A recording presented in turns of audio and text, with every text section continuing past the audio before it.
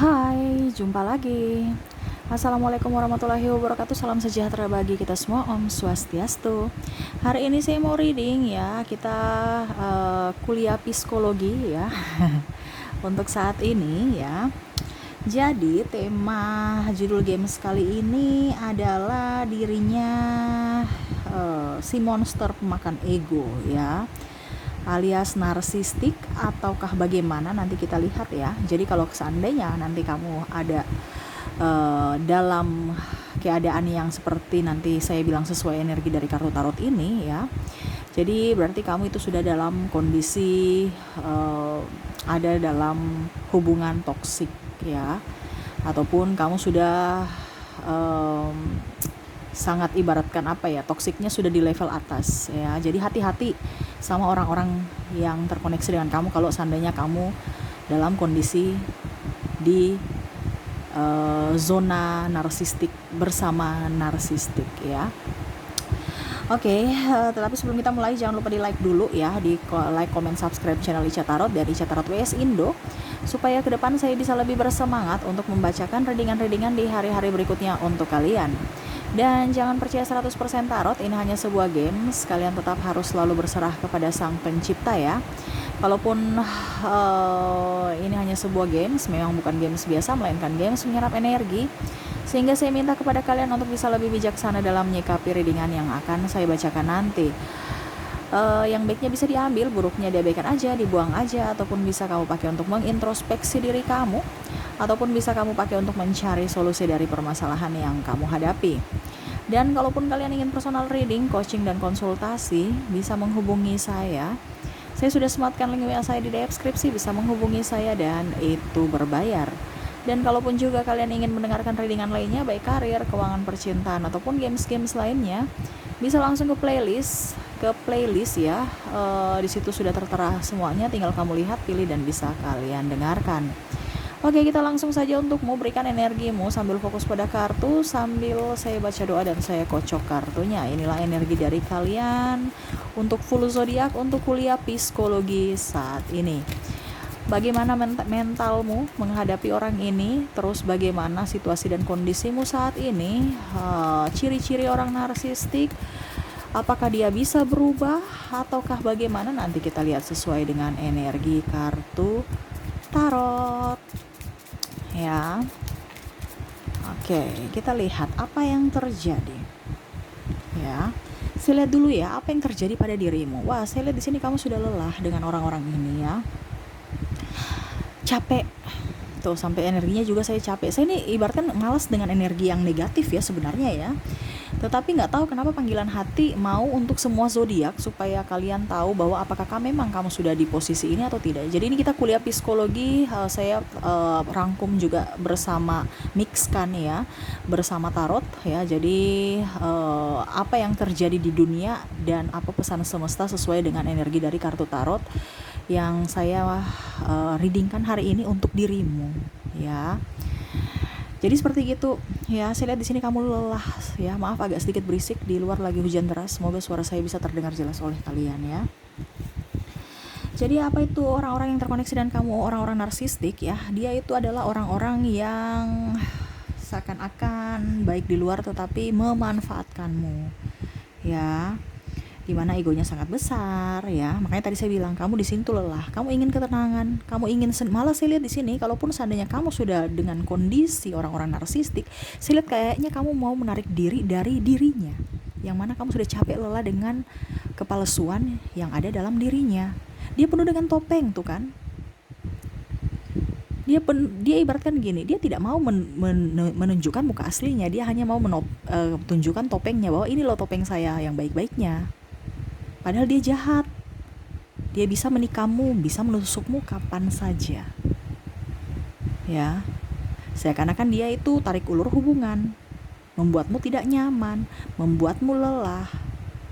Seakan-akan kamu itu seorang pimpinan, seorang raja, tetapi kamu gak bisa apa-apa. Kamu hanya bisa duduk diam, memperhatikan dirinya yang beraksi. Contoh, kamu kerja tapi dia menghabiskan duitmu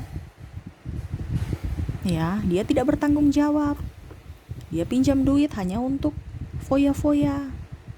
Kalau kamu tidak memberikannya, dia marah. ya. Pokoknya apapun yang dia inginkan darimu harus kamu penuhi. Selama kamu tidak bisa memenuhi semua kebutuhannya, dia akan pergi mencari orang lain yang mana bisa memenuhi kebutuhannya itu tanpa melihat dari perasaanmu. Ya. Apakah kamu sekarang kondisinya seperti itu? Lelah, menunggu, menanti. Ada yang pun sudah saya lihat di sini sudah ditinggalkan karena triparty, tapi masih ingin menunggu, menanti kapan ya dia berubah. Ya. Jadi untuk menunggu orang narsistik berubah ini nggak bisa. Itu hanya semesta. Ya. Kenapa saya bilang seperti gitu? Ya karena yang bisa membuat narsistik berubah itu hanya karma dari semesta, bukan kamu. Ya. Itu pun dia harus membayar karmanya dulu. Makanya kamu jangan berpikir bahwa saya harus berusaha untuk bisa membuat dia berubah dengan cara saya harus berbuat baik. Dia lebih senang, itu makanan empuk buat dia apa ya, sasaran yang paling bagus kalau kamu mangut-mangut aja. Karena ini kan kepribadian yang berbeda, di mana dia orangnya ibaratkan jahat, tetapi dia memperlakukanmu secara baik di awal pada saat kamu mempunyai sesuatu. Tetapi pada saat kamu tidak mempunyai sesuatu, dia akan menikahmu, bahkan meninggalkanmu. Ya. Penuh drama. Seakan-akan dia yang dikorbankan, padahal dia mengorbankan orang lain.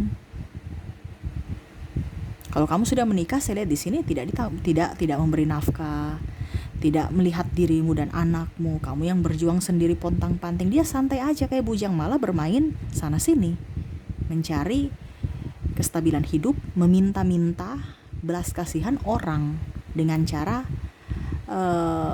mungkin mengambil hati ya dari belas kasihan mereka. Contohnya dia menangis sana sini, minta empati dari orang, mencari simpati dari orang. Dengan apa? Dengan mengemis ataupun dengan menjilat. Ya, menjilat ini dalam artian ya memuja-muja, ya bicaranya agak sedikit pukul tinggi supaya orang itu agak sedikit terbang ya. Tapi padahal ada maksudnya. Sama seperti dirimu pada saat di awal, memujamu ya. Terus habis itu ya berikan yang terbaik aja, pokoknya apapun supaya dianggap bahwa dirimu baik, dirimu memang oke, supaya dia bisa mendapatkan apa yang dia inginkan. Ya. Jadi kalau kamu dalam hubungan dengan orang narsistik ini, hubungannya on off. Dia malah tidak mau, contoh, bercerai dengan dirimu, tidak mau putus dengan dirimu. Kenapa? Karena dia mau menjerat dirimu. Selama kamu masih mempunyai sumber daya yang ada di dalam dirinya, ya, maksudnya yang bisa membuatnya happy, ya, dia akan bertahan pada dirimu. Ataukah malah saya lihat di sini dia menggantungkan hubungan, seakan-akan oke, saya akan datang suka-suka hati. Pada saat kamu sudah jaya, saya kan masih milikmu. Ataupun mungkin kondisinya dia tidak mau disalahkan dalam hal apapun. Contohnya, wah dia kan yang minta cerai dari saya, jadi ya sudah, kamu yang urus. Ya, ataupun mungkin kondisinya hubungan digantung, ya sudah, intinya kalau seandainya terjadi apa-apa pada pernikahan ataupun apapun, dia tidak mau disalahkan. Contohnya, dia kan yang ceraikan saya, berarti saya korbannya kan. Nah itu, jadi orang-orang narsistik ini orangnya itu pemalas, ya,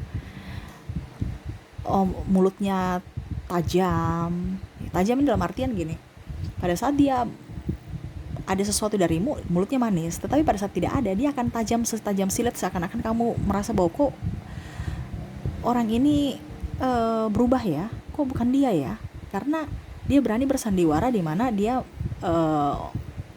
berdrama seakan-akan dia itu sangat baik terhadapmu, sangat tulus. Pada saat dia mengeluarkan atau menampakkan sisi muka aslinya atau sifat aslinya, beda jauh. Makanya kamu seakan-akan kok bukan pribadi dirinya, padahal itu pribadi dirinya yang disembunyikan.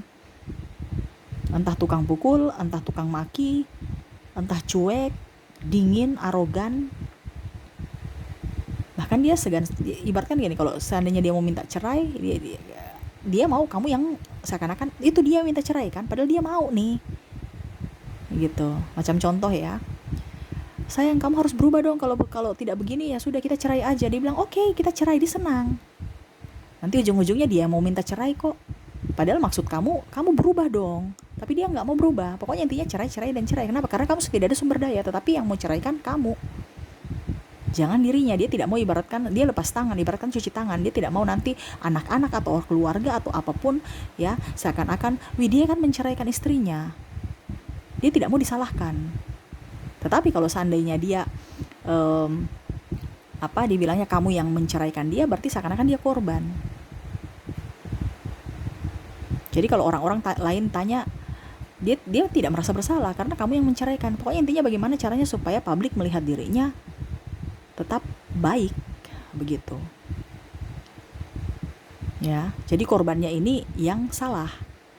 Padahal sebenarnya dirinya itu yang salah. Tetapi bagaimana supaya pencitraannya tetap bagus di mata orang? Seperti gitu ya. Contohnya kita lihat lagi ya tuh ya. Jadi contohnya tuh kayak macam dia mau menguasai dirimu. Ibaratkan kamu nih pawang dari dirinya. Kamu itu kayak macam singa ya. Tetapi dia itu pawang dari dirimu. Pokoknya dia yang harus mengatur, dia yang harus begini, dia yang harus begitu. Selama kamu tidak mengikuti apa yang dia inginkan ya, dia akan pergi.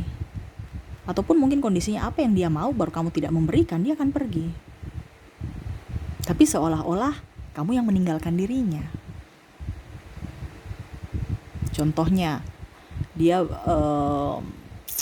kalau dibilang bermain perempuan, nanti pasti dia bilang, ini contoh kalau seandainya kamu bisa menyesuaikan saja ya, karena ini tidak terbatasi laki-laki atau perempuan, ini general ya. Jadi kamu bisa, ini saya cuma memberikan contoh kalau perempuan. Kalau laki-laki ya nanti kamu bisa menyesuaikan saja. Karena ada yang bertanya, Kak ini untuk perempuan atau untuk pria? Ya umum. Ada yang bilang, Kak ini untuk single parent, berpasangan atau bujang. Ya kamu menyesuaikan aja, ini umum soalnya ya. Jadi sesuai dengan yang kamu rasakan. Makanya tadi saya bilang ini energi general, jadi kamu ambil sesuai dengan yang kamu rasakan saja saat ini. Entah kamu bujang, entah kamu duda atau janda, ataupun malah masih berpasangan ya. Seperti gitu. Ini contoh ya. Kalau dibilangnya dia berjanji bahwa dia akan menikahimu, tetapi sampai sekarang tidak nikah ya, tapi masih minta seks, minta duit, minta ini, minta itu, seakan-akan kamu sudah dalam posisi nikah, padahal belum nikah ya. Seakan-akan kamu tuh sudah kumpul kebo, seakan-akan sudah nikah, sudah pokoknya melakukan hal orang-orang yang sudah menikah, padahal belum nikah. Tetapi pada saat kamu minta pertanggungjawaban, dia diam 1000 bahasa, bingung, alasan ini, alasan itu, nggak punya uang, nggak punya ini, nggak punya itu, belum siap, belum ini ya. Ataupun sebaliknya, dia pemalas ya, kamu yang kerja, habis itu uang habis. Ini kalau seandainya laki-laki ya, karena kebanyakan narsistik ini 80% laki-laki. Jadi saya ambil contohnya laki-laki, bukan berarti saya intimidasi laki-laki, ada juga perempuan. Tetapi saya ambil contohnya ke laki-laki ya. Nanti kita ke perempuannya juga gitu ya, supaya kamu tahu. Artinya saya cuma memberikan contoh, kamu yang menjabarkan sendiri dengan dalam implementasi kamu dalam kehidupanmu gitu. Yang terjadi apa ya? Apakah sudah sama seperti yang saya bilang ini? Berarti ini orang-orang narsistik yang pantas kamu harus menghindar dari dirinya, atau malah harus pergi menjauh dari dirinya ya. Jadi seperti gitu contohnya yang tadi saya bilang ya. Seandainya dia kepala keluarga tapi dia pemalas, kamu yang banting tulang kerja, habis itu setelah itu kamu pulang rawat anak, dia santai-santai, pokoknya santai-santai, seakan-akan sibuk sendiri, nggak tahu apa yang dia mau kerjakan, nggak ada hasil. Itu pun kalau dia kerjakan ya cuman kerjakan gitu-gitu aja, nggak ada penghasilan tetap. Ujung-ujungnya uang habis, dia bilang kamu kerja dong, dia menghindar, seakan-akan saya nggak mau kerja, kamu jangan suruh saya kerja, karena dia bingung juga mau kerja apa. Kalau uang habis ribut ya, nanti dia bilang kamu boros, padahal dia sebagai kepala keluarga tidak mau nafkahi, tapi dia bilang kamu boros, padahal seakan-akan dia mau mengatur keuangan kamu. Kamu gajian, dia ambil uangmu, ini contoh ya, entah cewek entah cowok, pergi ke ATM, sudah atur pengeluaran-pengeluaran tanpa ada melihat dirimu, dari sisi dirimu. Dia beli kebutuhannya, bayar hutangnya, ya. Atau malah dia mau ambil aset-aset yang kamu punya, contoh properti, ya, ataupun mungkin uangmu, mengatasnamakan cinta, pinjam. Suka minjam-minjam ini orang. Tapi ujung-ujungnya nggak dikembalikan, atau suka-suka dia kembalikan kapan, itu pun ribut dulu baru dia kasih. Bahkan mungkin malah dia lari dari pertanggungjawaban, mengambil hak-hak kamu. Contohnya, kamu berjuang bersama dirinya di awal, pada saat ada masalah ya, contohnya kamu berjuang dengan dia itu mengagunkan propertimu ke pihak bank untuk usaha. Pada saat berjalan baik-baik, tapi pada saat sudah agak sedikit ada masalah, ya sudah, mulailah ya agak sedikit ribut-ribut dengan dirimu, cari-cari kesalahan, ya akhirnya dia pergi dengan cara saya kan ribut dengan dirinya, padahal dia menghindar untuk membayar tagihan-tagihan. Dia tuh begitu, pokoknya intinya cari bagaimana supaya ribut, supaya dia seakan-akan oke, saya pergi dari dirimu. Tapi padahal dia punya modus itu adalah ribut, tetapi sebenarnya tujuannya adalah menghindar untuk bekerja untuk membayar hutang-hutang. Karena tadi saya bilang dia daya juang tuh rendah. Dia tidak mau punya masalah, dia tidak mau punya beban. Ya. Jadi kalau kamu mendapat orang ini, ya kamu yang harus bisa lebih pintar untuk bisa mengendalikan dirimu. Kenapa? Karena dia penuh dengan pesona, dari tatapannya, dari mulut manisnya, rayuannya. Jadi kamu yang harus bisa tahu bahwa bisa mengontrol diri, bahwa dia itu orang yang hanya mengkamuflasekan semuanya untuk kepentingan dirinya, yang mana bisa mengorbankan dirimu suatu saat nanti. Mungkin di awal sekarang belum, ya. Tetapi pada saat kamu sudah masuk dalam jebakannya, kamu gak bisa keluar lagi. Atau bahkan kamu pasrah aja. Selama kamu tahu apa yang dia lakukan dan belum masuk jebakannya, dia masih berhati-hati. Ataupun kalau seandainya kamu sudah tahu, ya, kamu sudah tahu pun, ya, dia merasa bahwa oke, saya tetap harus bagaimana caranya supaya dirinya itu tetap salah. Jadi dia mencari jalan keluar agar dirinya tetap aman di mata publik, di mata orang-orang, keluarga dan sahabat. Ya, dia tidak mau terhakimi. Ya. Contohnya kamu tidak menafkahi anak dan istri. Nanti dia balik bicara lagi, iya, karena kemarin dia bilang saya tanpa dirimu saya bisa. Nanti pokoknya intinya bahasanya gitu. Karena ada kata-kata, dia mau memutarbalikkan perkataan.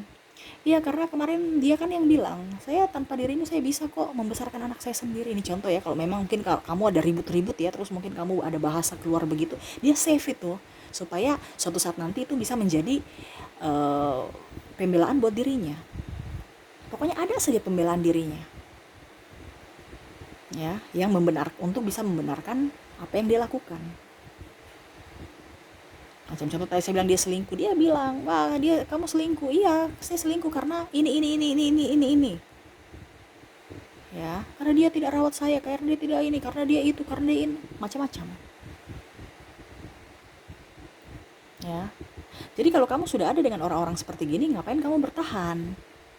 Ada yang tanya, Kak Ica, narsistik itu bisa berubah tidak? Saya kan bilang tadi, narsistik itu gak akan berubah untuk dirimu, susah. Dia kan kembali lagi. Hanya semesta yang akan memberikan karma buat dirinya sebagai pembelajaran hidup.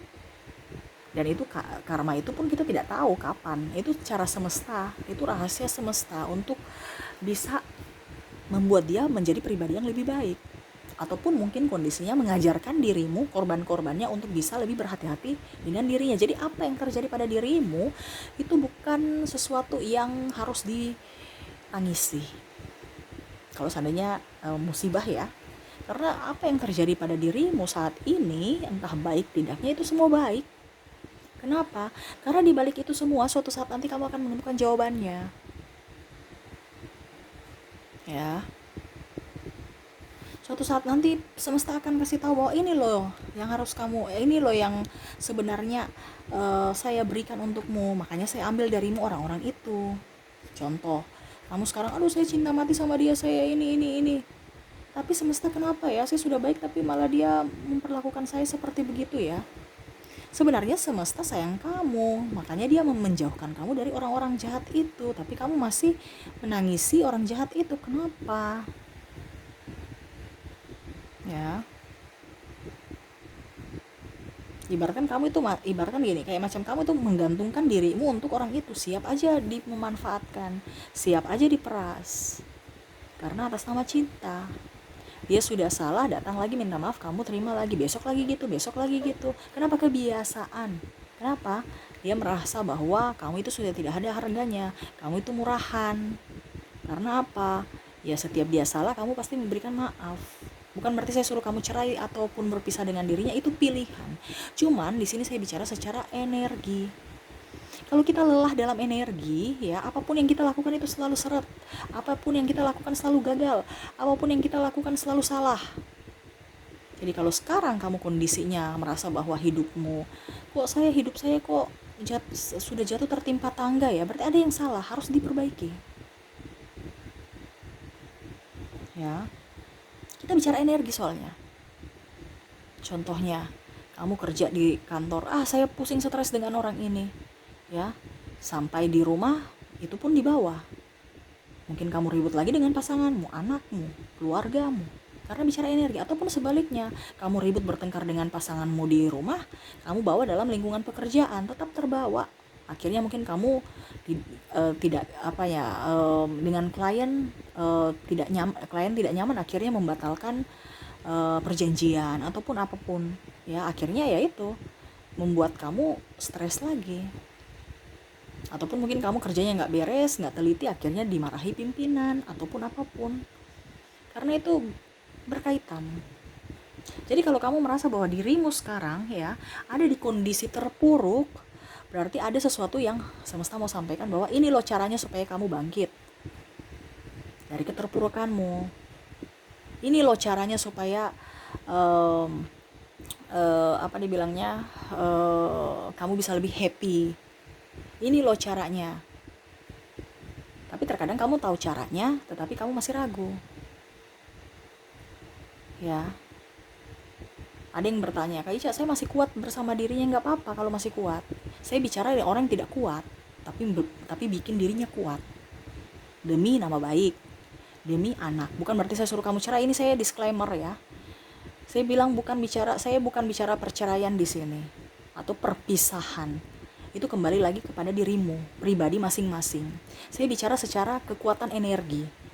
Karena saya bilang saya mau membuat dirimu tuh happy, nyaman, berkualitas hidupmu penuh dengan kegembiraan, penuh dengan kelimpahan. Itu dari apa? Energi. Jangankan suami, kalau seandainya pun orang di kantor toksik, sama. Jadi saya bukan bicara dalam hubungan, karena saya cuma tema kita judul ini hubungan, jadi saya membawakan ke pasangan. Tetapi ini secara umum sebenarnya. Ya, entah kamu dalam lingkungan pekerjaan, pertemanan, ataupun apapun, kalau kamu sudah merasa bahwa orang ini tidak baik, jangan kamu dekat-dekat. Itu ibaratkan kamu mengizinkan dirimu untuk bisa dimanfaatkan. Tetapi kalau saya bilang di sini lebih fokus pada percintaan, kenapa? Karena kamu orangnya takut kesepian. Ini kebanyakan ini karena kesepian aja nih. Ya, karena kesepian akhirnya ya dalam artian merasa bahwa hidupku ini tanpa dia hampa, padahal kamu sudah masuk jebakannya. Makan gratis, tidur gratis, ya. Padahal dia tidak lihat ada tanggung jawab yang besar untuk dirimu maksudnya. Ya. Karena saya lihat di sini ada yang menghidupi suami atau istri orang. Ya, yang saya lihat di kartu sini. Kamu bisa menyesuaikan saja, ataupun mungkin kondisinya bukan menghidupi suami atau istri orang, tapi mungkin kamu menghidupi orang lain. Kamu sudah mempunyai suami atau istri, tapi malah kamu masih mempunyai triparty, yang mana kamu biayai gitu. Dia minta ini kamu kasih, dia minta itu kamu kasih. Kalau tidak ya sudah, dia pergi. Dia hanya mau peras kamu, hanya mau duitmu, tanpa melihat dari hatimu. Ya. Jadi dia rela untuk pergi. Ya, dia tuh tidak lihat dari sisi kebaikanmu ya. Jadi kamu sebaik apapun, dia akan berpatokan pada kejelekanmu aja. Jadi jangan kamu berharap narsistik ini akan setia pada dirimu. Tidak. Setiap tikungan ada oke. Untuk bisa mencari supply yang bisa diambil, dikorek sumber dayanya untuk dirinya, kepentingan dirinya, kekayaan dirinya, kesenangan dirinya. Ya. Jadi kalau kamu berada dengan orang-orang seperti ini, kamu yang harus bisa ambil sikap, harus lebih tegas. Ya. Ada yang bertanya, Kak Ica, kalau kita sudah terlanjur dalam hubungan pernikahan, apakah kita harus cerai dengan narsistik? Itu pilihanmu. Saya bukan ranah untuk mengambil keputusan. Tadi kan saya sudah bilang, itu pilihan. Saya di sini hanya memberikan wejangan secara energi. Berpisah dan tidaknya itu urusan dirimu, pribadimu. Ya. Karena energi orang beda-beda. Ada yang tadi saya bilang, dia bilang, Kak, saya bisa kok bertahan walaupun hubungan digantung. Ya nggak apa-apa, yang penting kamu happy.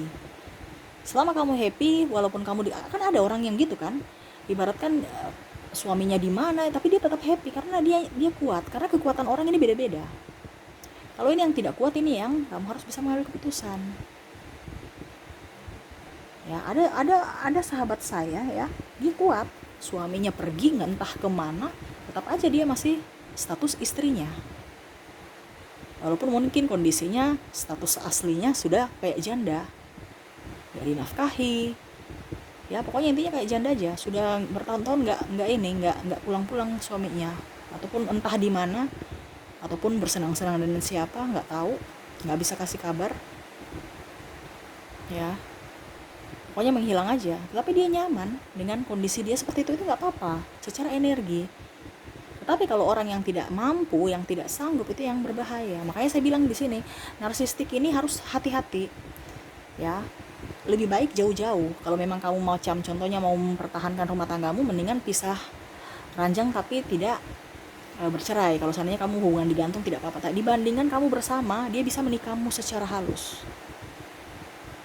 Ya.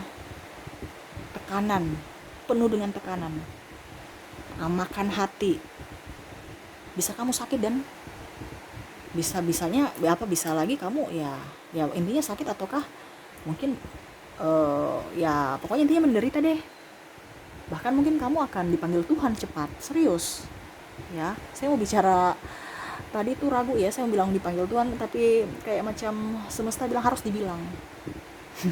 Karena kan maksudnya ranah mati kita itu kan urusan semesta ya. Tetapi tidak tahu, hati saya bilang ya kamu harus tetap bilang supaya orang-orang yang dengar ini tahu gitu. Karena terkadang penyakit itu datang dari pikiran kita, penyakit kronis. Serius. Ya. Kenapa orang-orang dulu itu penyakit kronisnya kurang ataupun umurnya mereka panjang? Karena hidup mereka bahagia. Mereka bergantung dengan alam, mereka betul-betul selaras dengan alam, penuh dengan kedamaian, cinta kasih. Tidak kayak saat ini, penuh dengan ketoksikan, persaingan, sikut sana sikut sini, senggol sana senggol sini. Ya. Jadi tidak ada kedamaian dalam jiwa. Itu yang membuat hidup kita jadi tidak nyaman, penyakit muncul, masalah banyak, stres, dan akhirnya berdampak pada kesehatan kita.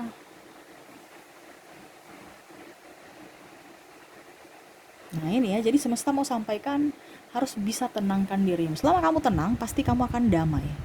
Selama kamu tidak tenang, hidupmu akan kabur. Ya, ibaratkan kamu hidupnya tuh hitam putih. Selama kamu damai, hidupmu penuh dengan warna, walaupun sendiri. Ada beberapa sahabat saya ya, macam contoh, jangankan sahabat saya aja sudah ya. Dulu tuh saya pusing stres kalau nggak ada orang, saya ketergantungan. Ya, sebelum saya spiritual seperti begini ya. Karena panggilan semesta untuk orang-orang itu beda-beda. Kita punya kemampuan sama, bukan berarti bilang Kak Ica bisa meramal atau memprediksi. Saya bukan meramal memprediksi. Ini semesta yang memberikan eh, intuisi kepada saya untuk bisa memberikan kabar kepada kalian, bukan dari diri saya ya. Cuman kita semua itu bisa, bukan hanya saya saja. Kita semua itu bisa. Cuman sekarang waktunya itu kapan? Itu beda-beda setiap manusia. Untuk bisa mendapatkan jiwa murni itu beda-beda, waktunya beda. Kesiapanmu sudah sampai di mana, grade-mu sudah sampai di mana. Ya, dan itu pasti akan, kalau seandainya kamu mau, kamu bisa mendapatkan itu. Tetapi ya kamu harus lebih spiritual. Makanya ada beberapa yang ya lebih ingin mendekatkan diri kepada semesta, mencari ketenangan jiwa, kadang-kadang ya dengan guru spiritual, tetapi malah kok nggak nyaman gitu. Kenapa? Karena dia mencari kedamaian. Padahal kalau yang maksud saya, kedamaian itu adalah dalam dirimu tanpa ada ketergantungan kepada siapapun, guru spiritual kayak apa kayak, nggak ada. Jadi betul-betul dari dalam dirimu, dari dalam jiwamu, terpanggil secara murni. Ya, ada yang pergi ikut yoga kemarin, saya ini bilang klien ya, ikut yoga mau mencari kedamaian, tapi kok hidupnya nggak penuh dengan kedamaian. Stres aja, karena belum ada panggilan jiwa secara murni dalam diri. Ya, ibaratkan kamu pergi ke, contohnya vihara, kelenteng, mencari, ya pokoknya menyembah, mencari kedamaian ke rumah Tuhan gitu ya, berdoa ya, ke gereja, ke masjid. Tetapi kenapa ya, kok kembali itu kayak macam ribut aja, marah aja, maki-maki. Itu karena ibaratkan kamu itu cuman ya sama mau mencari kedamaian, padahal kedamaian dalam dirimu itu sudah ada dalam hatimu sebenarnya. Cuman kamu masih mencari kedamaian karena belum ada panggilan jiwa. Nah, ini sama seperti dirimu yang orang narsistik. Kamu yang harus bisa mengerti akan dirimu, jiwamu. Bukan ikut kata orang, jangan, bertahan aja, atau tetap di sana aja, atau begini, atau aduh saya kasihan sama dia, Kak Ica, dia menangis ke saya. Orang narsistik itu bisa menangis, bahkan menyembah atau menjilat atau mencium kakimu juga bisa, selama kamu bisa masuk dalam perangkapnya. Jadi jangan terlalu empati terhadap orang ini. Kenapa? Itu hanya modus untuk meloloskan apa yang diinginkan. Dia menangis Kak Ica, ya terserah kalau kamu. Jadi bagaimana ya? Itu pilihan kamu lagi. Ini saya cuma memberikan kasih tahu bahwa ini orang narsistik tuh kayak gitu. Orang yang toksiknya luar biasa. Ini orang toksik itu ada tingkatan ya. Kalau dia sudah tahap narsistik itu berarti energinya sangat melelahkan, sangat membuatmu tidak nyaman dan bahkan akan memorotimu. Ibaratkan kalau dibilang penyakit ya kanker gitu ya, sudah sakit tinggal tunggu tewas aja, tunggu waktu aja ya. Sama, dia akan tunggu waktu, pada saat kamu sudah tidak mempunyai apa-apa dia pergi, bye. Dia gitu aja. Selama kamu masih punya duit, kamu berobat ini kalau kita bicara kanker ya, cancer gitu ya, selama kamu masih punya duit ya kamu cuci darah, berobat. Nah itu sama seperti narsistik, polanya kayak gitu ya. Kamu kan bayar sampai habis-habisan, pada saat kamu sudah tidak punya apa-apa ya tewas juga ya. Sama seperti itu, pada saat kamu sudah tidak mempunyai apa yang kamu punya, dia akan kuras sampai habis dan dia pergi tanpa melihat kebaikanmu, yang mana kamu sudah berjuang untuk kamu dan dirinya. Bahkan anak-anak kamu pun dia tidak lihat ya. Jadi hati-hati dengan orang-orang yang seperti begini, jangan sampai kamu masuk jebakannya ya. Kamu harus mempunyai hati yang murni untuk dirimu. Ciptakanlah kebahagiaan untuk dirimu sendiri, sayangilah dirimu sendiri ya. Kalau bisa ya kamu dengan dirimu sendiri. Contohnya tadi saya bilang kan, saya waktu sebelum saya spiritual, saya merasa bahwa harus punya teman, harus begini, saya harus baik, saya harus begini. Sekarang saya sudah gak peduli ya. Saya sudah gak peduli, mau banyak teman silahkan, tidak apa-apa. Orang mau sayang saya silahkan, orang yang mau benci saya silahkan. Saya nggak peduli. Saya nggak perlu mau mencari pembenaran untuk diri saya. Ataupun dibilang, kenapa ya lulusan S2 baca tarot kayak macam orang gila aja. Karena tarot ini dalam tanda kutip berpikir bahwa ini peramal atau apa, padahal saya bicara secara psikologi dan hati yang murni dari diriku, yang mana saya bisa, ya artinya gitu, kalau kita tidak sevibrasi pasti orang bicara tuh, kayaknya orang gila ya, ya, atau wah musyrik ya, ini ya, itu ya, karena tidak sevibrasi. Tetapi kalau orang sudah sevibrasi, pasti dia tidak bicara banyak, ya, karena dia tahu, karena orangnya belum sampai ke situ. Kalau ibaratkan gini, kalau kita bicara dengan anak SD, kita bicara agak sedikit tinggi ya, kayak macam bahasa-bahasa tinggi, pasti dia nggak nyambung, dia diam atau malah dia pergi atau malah menertawakan. Ya, jadi kita harus mencari orang-orang yang sevibrasi dengan kita. Kalau tidak ada orang yang tidak sevibrasi dengan kita, kita sendiri pun nyaman, tenang. Ya, setidaknya contohnya saya buka channel ini, saya berbagi dengan kalian, saya sudah enak, saya plong, saya kerja, saya memberikan kabar baik yang mau mendengar. Saya tidak suruh kamu, hey kamu kesini untuk dengar tarot reading saya. Panggilan jiwamu yang menarikmu untuk bisa mendengarkan ini. Berarti ada sesuatu yang ingin semesta sampaikan kepada dirimu. Seperti gitu ya. Jadi jangan berpikir orang-orang pembaca tarot itu orang-orang bodoh yang bagaimana. Hey, sekarang saya lihat di kumpulan grup saya, semua itu orang berpendidikan, ya, bahkan ada S3, karena kita bicara psikologi, ya, bukan berarti ya pokoknya intinya kita bicara tarot ini sama seperti ilmu psikologi kalau dibicara dalam ilmu sains ya. Jadi jangan berpikir negatif, karena tarot juga bisa dipelajari tapi intuisimu bagaimana, dikolaborasikan dengan intuisi hatimu ya, karena setiap tarot leader itu panggilan hatinya, jiwanya berbeda-beda, seperti gitu ya. Jadi kembali ke tema lagi, dirinya ya yang sebagai monster dalam dirimu. Karena egonya yang sangat besar, itu kembali lagi kepada dirimu, yang mana kamu yang harus bisa menentukan jalan hidupmu saat ini.